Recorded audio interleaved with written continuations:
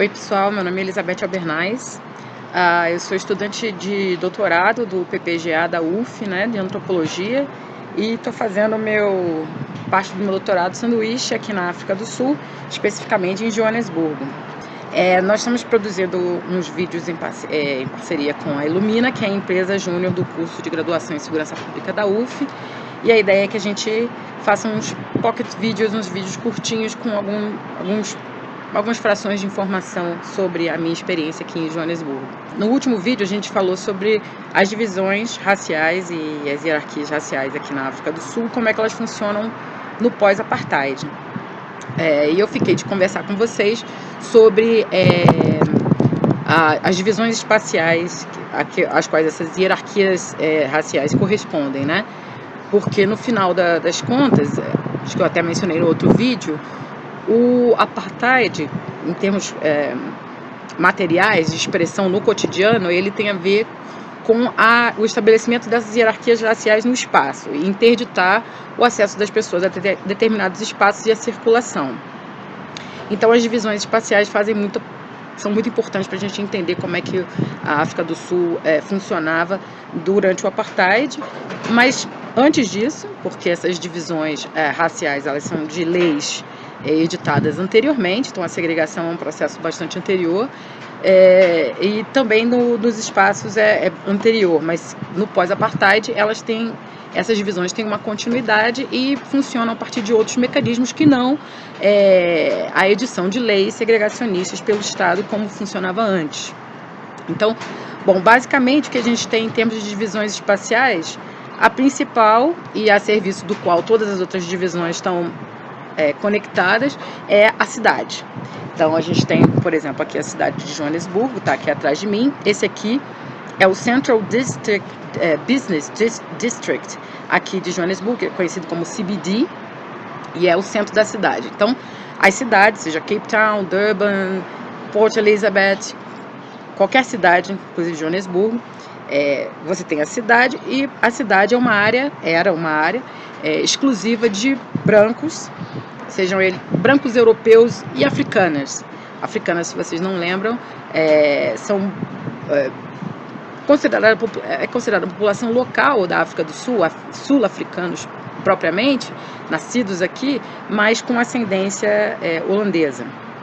Então, esse povo podia frequentar as cidades, mas você tinha que descobrir uma maneira de manter a população negra e de outras etnias que eram segregados, negros, coloreds e Asians, né, que são indianos, muçulmanos de uma forma geral, chineses, todas as migrações dessa região especificamente chamam Asians. Então esse povo tinha que continuar aqui no entorno. Então qual era a solução governamental para essa disponibilidade de mão de obra a serviço das cidades? São as townships. Então esse povo podia morar nas townships e trabalhar na cidade. A divisão principal é essa, né? Mas você tem também as farms, que aqui na área de Joanesburgo, as farms ficam na região do Free State, que é uma província aqui vizinha, que chama Orange Free State, lá que as farms, as fazendas ficavam conectadas também à cidade de várias maneiras, né? Com produção de excedente, produção de víveres para a cidade. E os afrikaners eram o povo que os afrikaners da fazenda, como eu mencionei, eles chamam Boers, é mais conhecido como Boers, né? E tem as fazendas e tem os bantustãs, antigos bantustãs, que são áreas também análogas à fazenda, né? Mas que eram destinadas para os negros e para os africanos, né? E para o cultivo do estilo de vida tradicional desse povo. Então, como a África do Sul foi colonizada pela Inglaterra, então sobre a indirect rule, ou a lei indireta, né? Então tinham lugares para as pessoas cultivarem seus estilos de vida tradicionais, né? Especificamente aqui na África do Sul, em Joanesburgo, a cidade de Joanesburgo ela foi constituída em torno da descoberta de minas de ouro, né? Então a África do Sul também para vocês saberem, no geral foi construída sobre um solo muito rico em termos de minerais. Então você tem a descoberta dos diamantes em Kimberley, que foi anterior, depois a descoberta da mineração aqui em Joanesburgo, e toda a cidade foi constituída em torno disso. Então a primeira divisão espacial e racial da cidade de Joanesburgo foi, por exemplo, entre os compounds e as boarding houses e as áreas em que os landlords moravam. Então os compounds eram tipo habitações coletivas que os próprios mineradores forneciam para os negros. As boarding houses eram como pensões, né, para receber a população branca que também afluía para cá para poder na corrida do ouro, né? E as áreas dos landlords, né, os senhores da mineração, foram os primeiros subúrbios, né? Então os suburbs, que são os suburbs no sentido americano, inglês, da suburb, não brasileiro com certeza, né? Então são as áreas em que os ricos moravam. Então isso tudo estava sendo regulado por uma outra lei, que é a lei dos passes, que é muito importante vocês saberem. As pass laws, todos os negros e populações que não podiam frequentar o centro da cidade tinham que andar com um passe, que é tipo um passaporte, misto de passaporte, identidade, carteira de trabalho, em que ali constavam todas as informações sobre aquela pessoa. Então onde ela morava, onde ela mora, né, e onde ela trabalha, há quanto tempo, quem é o empregador, referências. Se você fosse pego num lugar em que você não poderia estar no horário, naquele determinado momento ou com aquela determinada finalidade, você podia ser preso, né? Então, por exemplo, o Gandhi, que ele teve preso aqui na prisão que hoje é Constitution Hill, mas era a antiga prisão do Forte.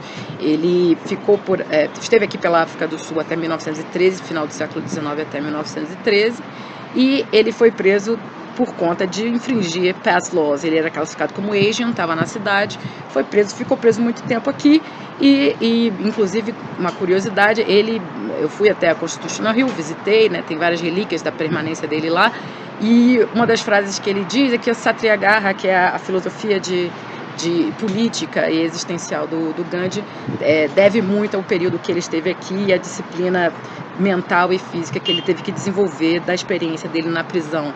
O Mandela, já na época do Apartheid, ele também esteve preso em Constitution Hill aqui, também por infringir pass laws.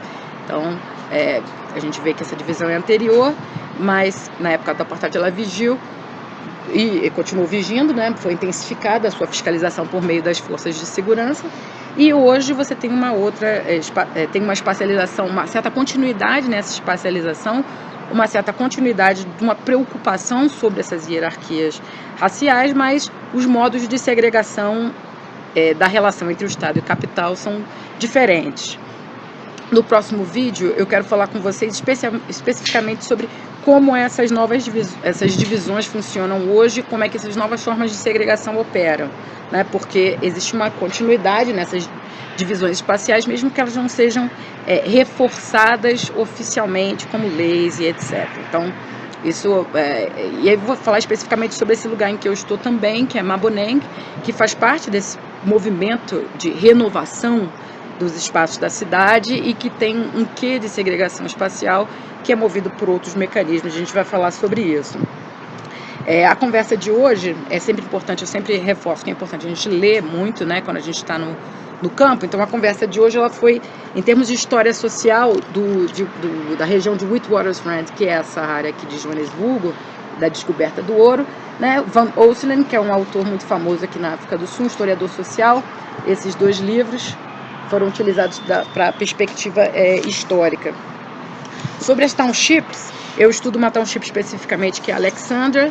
Então, sobre a lógica da township, eu li especificamente, é um relatório que foi transformado em livro, mas é um relatório de um projeto da universidade com o poder público, um diagnóstico de Alexandra.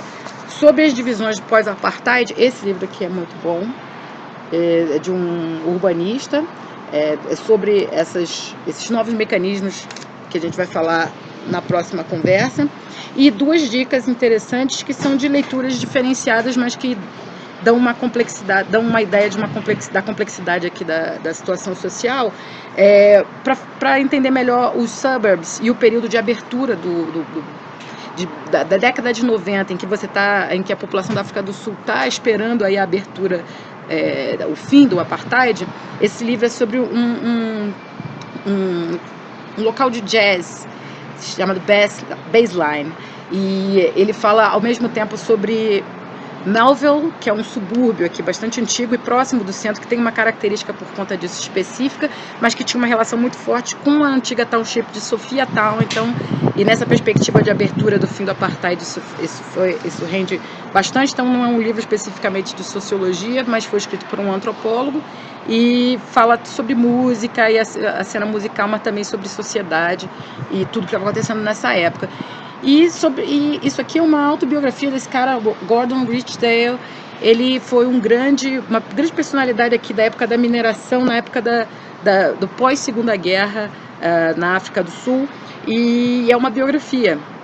Então, assim, é também interessante você pensar que uma biografia, um livro sobre cenário musical e etc., também podem agregar na visão que você está constituindo no campo da sua etnografia, né? Então, bom, é isso.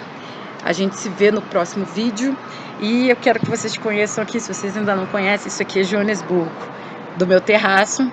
Eu realmente adoro vir aqui e olhar para essa cidade e ficar pensando um pouco às vezes, sedimentando um pouco as ideias depois do campo.